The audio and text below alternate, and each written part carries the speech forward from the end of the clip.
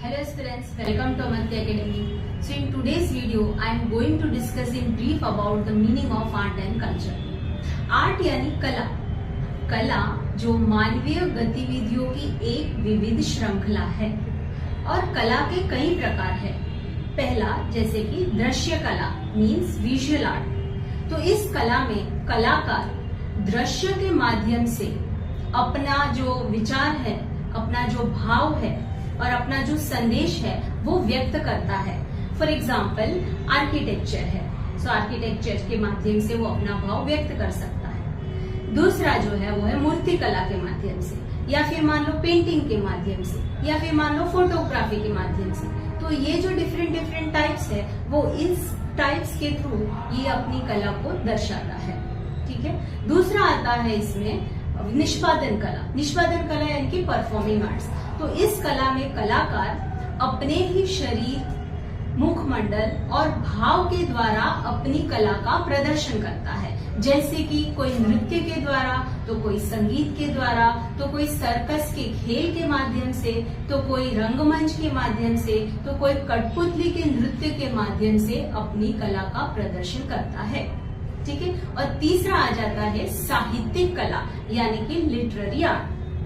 तो इस कला में जो कलाकार है वो पुस्तक के लेखन के माध्यम से, या फिर मान लो कोई कथा लेखन के माध्यम से, या फिर कोई जो है वो नाट्य लेखन के माध्यम से, या फिर कोई कविता लेखन के माध्यम से अपनी कला को दर्शाता है। So can we say that art is nothing but it is communication of our emotions, our expressions or any other qualities. Clear? Now let us understand the meaning of culture. Culture means संस्कृति। संस्कृति अक्सर एक विशिष्ट क्षेत्र से उत्पन्न होती है और संस्कृति का मतलब होता है जीवन जीने का एक तरीका। ठीक है। फॉर एग्जाम्पल मानव समाज में जो पाए जाने वाले सामाजिक व्यवहार है, फिर जो संस्थानें हैं और जो मानदंड है, means ki we can say that social behavior, social institutions as well as social norms, these are all a part of culture. Apart from this, culture also includes individual's knowledge, his beliefs, his different artworks, then different laws, different customs or any other capabilities which have been acquired by a member, isn't it? As a part of the society.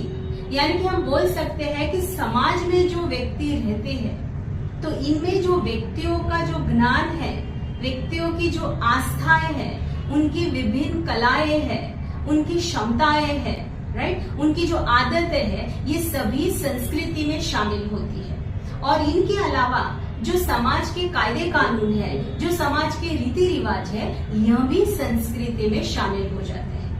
So we can say that culture can be differentiated into two different types, that is tangible cultural heritage and intangible cultural heritage। यानी कि मूर्त सांस्कृतिक विरासत और अमूर्त सांस्कृतिक विरासत।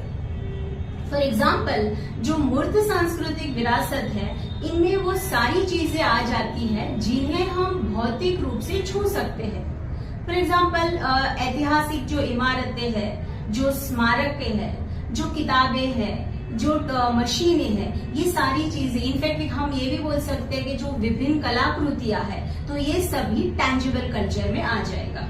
और दूसरा जो है अमूर्त सांस्कृतिक विरासत, यानी कि ये जो है इनमें वो सारी चीजें आती है जो बौद्धिक रूप से मौजूद है। So we can say that intangible cultural heritage, these have been passed on from one generation to the another generation. For example, traditions यानी कि परंपराएं, then languages यानी कि भाषाएं, right, then knowledge यानी कि ज्ञान, then रीति रिवाज, फिर कायदे कानून। तो ये जो सारी चीजें हैं, इसको हम किस में डाल सकते हैं? अमूर्त सांस्कृतिक विरासत। सो ये जो भी सांस्कृतिक विरासत है, इन सभी को संभालना बहुत ही जरूरी है ताकि जो भविष्य की जो पीढ़ियां है वो इन सभी सांस्कृतिक विरासत का लाभ उठा सके। So culture plays very important role in the development of any nation. So this was a brief introduction about art and culture. Thank you watching this video. Have a nice day.